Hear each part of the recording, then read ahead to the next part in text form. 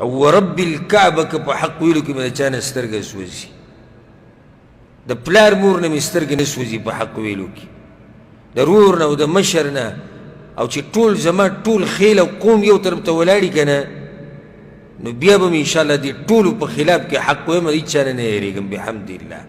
نو څوک به دا نه یاره پښتانه یاد کړو هغه یاد کړو دا ځان نه بس داسې غیرتیان جوړ کړي ما ته مسلې راغلي دي د دې ما نه تپوسونه شوي دي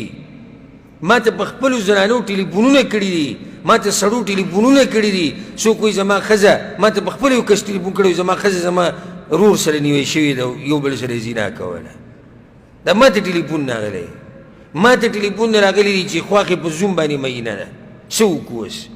ما ته ټلیفون راغلی چې یو زنانه درواره سره غلط روابط دي اوس څه وکړو زه هغه خبرې کوم چې کومې ما اورېدلې دي